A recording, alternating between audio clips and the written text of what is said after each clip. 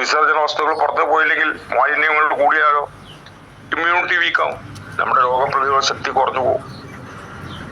അപ്പൊ എന്ത് വേണം? ഗട്ട് ക്ലിയർ ആയിരിക്കണം എന്നുള്ളതാണ്. വ്യായാമം കുറഞ്ഞ പക്ഷം നടക്കുക നടക്കുക നടക്കുക. വ്യായാമം വേണം, അതിന് നടക്കുക നടക്കുക നടക്കുക നടക്കുക. whenever you are getting an opportunity to walk, നടക്കുക നടക്കുക നടക്കുക നടക്കുക. നടന്നാൽ പെരുവിരലിന്റെ സെല്ലുകൾ മുതൽ ബ്രെയിനിന്റെ ന്യൂറോൺ സെൽസ് വരെ ടോട്ടൽ എക്സർസൈസിലായിരിക്കും. അപ്പൊ നടക്കുക. whenever you are getting an opportunity, എപ്പോഴാണോ നിങ്ങൾക്ക് അവസരം കിട്ടുന്നത് നടക്കുക. സപ്പോസ് ബസ് ഇറങ്ങി, ട്രെയിൻ ഇറങ്ങി, ബസ് സ്റ്റാൻഡിലോട്ട് പോകണം. ബസ് സ്റ്റാൻഡിലോട്ട് പോകാൻ ചിലപ്പോൾ 3/4 കിലോമീറ്റർ ഉണ്ടായിരിക്കാം, അല്ലെങ്കിൽ 1 കിലോമീറ്റർ ഉണ്ടാവാം. സ്വാഭാവികമായിട്ട് നമ്മൾ ഓട്ടോറിക്ഷ വിളിക്കും. നോ, യു ഹാവ് ടു വാക്ക്.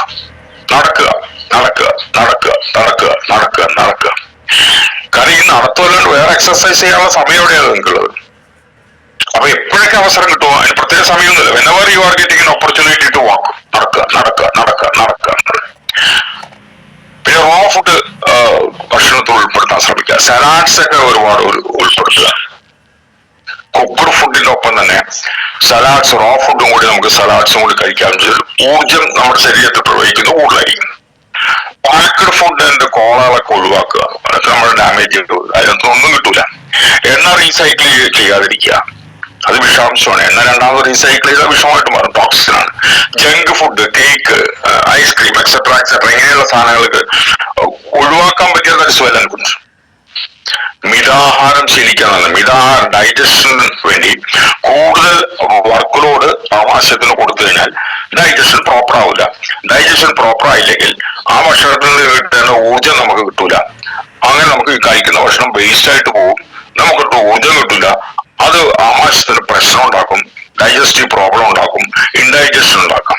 അപ്പൊ അതുകൊണ്ട് എപ്പോഴും നമ്മൾ മിതാഹാരം ശീലിക്കലാണ് ഏറ്റവും നല്ലത്. ഈ പ്രാണൻ കൂടുതലുള്ള ചില വസ്തുക്കളുണ്ട്, കുമ്പളങ്ങ, തേൻ എന്നൊക്കെ പറഞ്ഞാൽ രക്തമായ അതിന്റെ കെമിക്കൽ കോമ്പിനേഷൻ എങ്ങനെയാ വെച്ചാൽ ഒരു ഘടകം മാത്രമേ കുറവുള്ളൂ.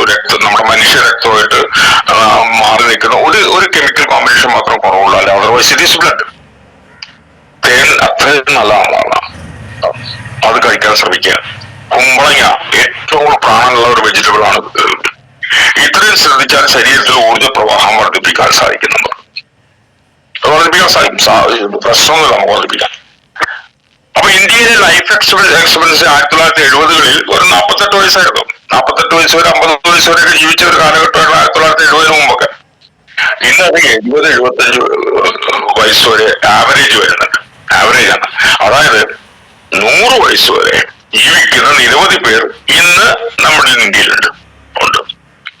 അപ്പൊ 100 വയസ്സ് വരെ ആരോഗ്യത്തോടെ ജീവിച്ച് സെലിബ്രേറ്റ് ചെയ്യണം എന്ന് ആഗ്രഹിക്കുന്ന ആൾക്കാരുണ്ടോ? നമ്മുടെ കൂട്ടത്തിലുണ്ടാവും. 100 വയസ്സ് വരെ ജീവിച്ചാൽ കൊള്ളാമെന്ന് ആഗ്രഹമുണ്ട് പലർക്കും. പക്ഷെ പേടിയാണ്, കാരണം രോഗം വന്ന് കടന്നു പോവോ, മറ്റുള്ളവർക്ക് ഭാരമാകുന്ന പേടിയാണ്. അല്ല, 100 വയസ്സ് വരെ ആരോഗ്യത്തിൽ ജീവിക്കാനുള്ള സംവിധാനങ്ങൾ ഇന്ന് നമ്മുടെ നാട്ടിലുണ്ട്. അത് സെലിബ്രേറ്റ് ചെയ്യാൻ പറ്റുന്ന ഒരു അവസരം അതുണ്ട് നമ്മുടെ നാട്ടില്. അപ്പോ നമ്മൾ ഓരോരുത്തരും 100 വയസ്സ് വരെ ജീവിക്കാൻ ആഗ്രഹിക്കുന്നവര്, അത് സെലിബ്രേറ്റ് ചെയ്യാൻ ആഗ്രഹിക്കുന്നവര് മേൽപ്പറഞ്ഞ കാര്യങ്ങളൊക്കെ ഒന്ന് പ്രാക്ടീസ് ചെയ്താൽ തന്നെ നിങ്ങൾക്ക് ഒരുപാട് ഗുണം ചെയ്യും. അതോടൊപ്പം തന്നെ ശരീരത്തിലെ ഊർജ പ്രവാഹം വർദ്ധിപ്പിക്കാൻ വെസ്റ്റേജിലെ എനർജി ബൂസ്റ്റർ എന്നൊരു സാധനമുണ്ട്. നിങ്ങൾ കേട്ടിട്ടുണ്ടോ അറിയില്ല. എനർജി ബൂസ്റ്റർ ഇല്ലേ, ഏറ്റവും നല്ലൊരു ഒരു പ്രോഡക്റ്റ് ആണത്. കാരണം ഞാനിന്ന് സംസാരിക്കുന്നത് നമ്മുടെ ശരീരത്തിലെ അവയവങ്ങൾ പ്രവർത്തിക്കുന്നതിന് വേണ്ടിയിട്ടുള്ള ഊർജം എങ്ങനെ ലഭിക്കും എന്നുള്ളത് കൊണ്ടാണ്. ആ ഊർജം ഉണ്ടെങ്കിൽ ഇതിനൊക്കെ പ്രവർത്തിക്കുള്ളൂ. എനർജി ബൂസ്റ്റിൽ അടങ്ങിയിരിക്കുന്നത് അശ്വഗന്ധം. അത് ബ്ലഡ് ഷുഗറിനെ കുറയ്ക്കും, നമ്മുടെ സ്റ്റാമിന വർദ്ധിപ്പിക്കും, സെക്ഷൽ ഡ്രൈവ് ഉണ്ടാക്കും. പലർക്കും ഒരു 40-50 വയസ്സ് കഴിഞ്ഞാൽ അത് താല്പര്യമില്ലാത്ത ആൾക്കാരൊക്കെ ഉണ്ടാവും. പക്ഷെ ഈ എനർജി ബൂസ്റ്റർ കഴിച്ചാൽ സെക്ഷൽ ഡ്രൈവ് ഉണ്ടാവും, സ്പേം കൗണ്ട് കൂടും, ലോഞ്ചിവിറ്റി ദീർഘായുസ് ഉണ്ടാവും. ബ്രെയിൻ ടോണിക്കാണത് അശ്വഗന്ധം. അതുപോലെ അർജുന നീർമരുത്, അത് ഹാർട്ടിന്റെ ടോണിക്കാണ്. അതൊക്കെ ഇതിനകത്ത് അടങ്ങിയിട്ടുണ്ട്, എനർജി ബൂസ്റ്ററിൽ ഇതൊക്കെ അടങ്ങിയിട്ടുണ്ട്. ഹാർട്ട് ടോണിക്കാണ്. ഹാർട്ടിൽ നിന്നുള്ള ബ്ലഡ് ഫ്ലോ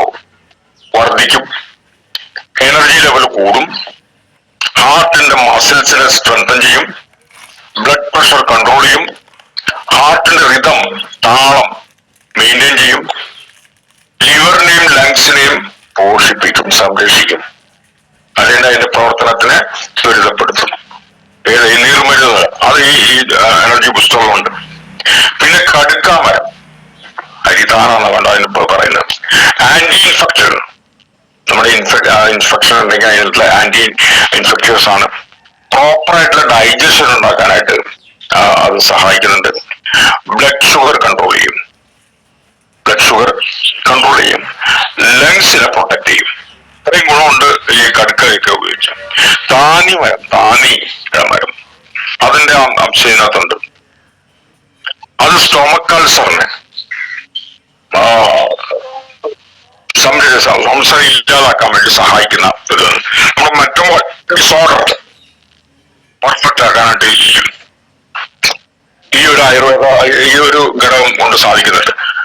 അതുപോലെ ഹെയർ ഡാൻഡ്രഫ് താരന് ഗുണം ചെയ്യും, ലിവറിന്റെ ഹെൽത്തിനെ പ്രൊട്ടക്ട് ചെയ്യും, ഡൈജസ്റ്റീവ് ജ്യൂസ് പ്രൊഡ്യൂസ് ചെയ്യും. താന്നിമരത്തിന്റെ ഘടകങ്ങൾ, താന്നിമരത്തിന്റെ എന്താണ് ഉപയോഗിക്കുന്നത് എനിക്കറിയാം, താന്നിമരം കൂടി ഇതിനകത്തുണ്ട് എന്നുള്ളതാണ്. സർപ്പഗന്ധി, ഈ സർപ്പഗന്ധിയുടെ വേറൊരു എന്ന് വെച്ചാൽ ഇന്ത്യൻ സ്നേക്ക് എന്നായ പേരാണ്. ബ്ലഡ് ഷുഗർ കൺട്രോൾ ചെയ്യും, ശോധന പെർഫെക്റ്റ് ആയിരിക്കും. രാത്രി കിടക്കുന്നതിന് മുമ്പാണ് ഇത് കഴിക്കേണ്ടത്. രാത്രി കിടക്കുന്നതിന് മുമ്പാണ് ഇത് കഴിക്കുന്നത്. ഞാൻ എനർജി എങ്ങനെ നമ്മുടെ ശരീരത്തിലെ എനർജി ലെവൽ കൂട്ടാം, എനർജി ലെവൽ കൂട്ടിയാൽ മാത്രമേ നമ്മുടെ ശരീരത്തിൽ ഈ രീതിയിൽ പ്രവർത്തിച്ചുകൊണ്ടിരിക്കുന്ന ഓർഗൻസിന്റെ പ്രവർത്തനം കാര്യക്ഷമമായിട്ട് നടക്കണമെങ്കിൽ നമ്മൾ അവലംബിക്കേണ്ട ചില കാര്യങ്ങളെ കുറിച്ചാണ് നമ്മൾ പറയുന്നതിനോടൊപ്പം പ്രാക്ടീസ് ചെയ്യുന്നതിനോടൊപ്പം തന്നെ ഈ എനർജി ബൂസ്റ്റർ സാധനം വെസ്റ്റേജ് മാർക്കറ്റ് ചെയ്യുന്നുണ്ട്. അത് വളരെയധികം ഉപകാരപ്പെടുന്നു. ഈ ഒരു എനർജി ലെവൽ കൂട്ടാൻ വേണ്ടി നമ്മളെ ഏറ്റവും അധികം സഹായിക്കുന്ന ഒരു ഘടകമാണ്. നമുക്ക് മനസ്സിലാക്കേണ്ടതെന്ന് വെച്ചാൽ science is developing like anything. ഭയങ്കരമായിട്ട് നമ്മുടെ ബ്രെയിൻ ഈ എൻവയറമെന്റിന്റെ ഇതനുസരിച്ചിട്ട് മോഡിഫിക്കേഷൻ വരുത്തുന്നുണ്ട്. നമ്മൾ പലപ്പോഴും നമ്മുടെ ചിന്തകൾക്കൊന്നും മോഡിഫിക്കേഷൻ നടത്താറില്ല. പക്ഷെ ബ്രെയിൻ എൻവയറമെന്റ് ഇതനുസരിച്ച് നിങ്ങൾ ശ്രദ്ധിച്ചിട്ടുണ്ടോ? നമ്മുടെ പലർക്കും ഒരു 50 വയസ്സിന് മുകളിലുള്ള പല ആളുകൾക്കും ഈ മൊബൈൽ ഫോൺ ഉപയോഗിക്കാനായിട്ട് വളരെയധികം എല്ലാ ടെക്നിക്സും അവർക്ക് യൂസ് ചെയ്യാൻ അറിയില്ല. അവർ വളരെ പാടുപെട്ടിട്ടാണ് അത് പഠിക്കുന്നത്. പക്ഷെ ഇപ്പോഴത്തെ ജനിച്ചു വീഴുന്ന കുട്ടികളെ കുറിച്ച് അറിഞ്ഞിട്ടുണ്ടോ? ഒരു 6 വയസ്സാവുന്നതിന് മുമ്പ് തന്നെ മൊബൈലിൽ എന്തൊക്കെ ടെക്നിക്സ് ഉണ്ടോ, ഏതൊക്കെ രീതിയിൽ അത് പ്രവർത്തിക്കണോ, എങ്ങനെയൊക്കെ പ്രവർത്തിക്കണോ, അത് മുഴുവൻ അവര് തറവാണ്. ആര് പഠിപ്പിച്ചവരെ എടുക്കും? നിങ്ങൾ ആരെങ്കിലും പഠിപ്പിച്ചിട്ടുണ്ടോ? സ്കൂളിൽ നിന്ന് പഠിപ്പിച്ചിട്ടുണ്ടോ? അമ്മ പഠിപ്പിച്ചിട്ടുണ്ടോ? അച്ഛൻ പഠിപ്പിച്ചിട്ടുണ്ടോ? സഹോദരങ്ങൾ പഠിപ്പിച്ചിട്ടുണ്ടോ? ആരും പഠിപ്പിച്ചിട്ടില്ല. പക്ഷെ ദേ നോ ഇറ്റ് വെൽ. എങ്ങനെ സാധിക്കുന്നു? കാരണം ബ്രെയിൻ എൻവയറമെന്റൽ സിറ്റുവേഷൻ അനുസരിച്ച് മോഡിഫിക്കേഷൻ നടത്താനായിട്ട് ഓരോ ബ്രെയിൻ റെഡി ആയിട്ടില്ല. അങ്ങനെ ബ്രെയിൻ റെഡി ആണെങ്കിൽ ഓട്ടോമാറ്റിക്കലായിട്ട് വരുമെങ്കിൽ നമ്മുടെ ബ്രെയിനിനെ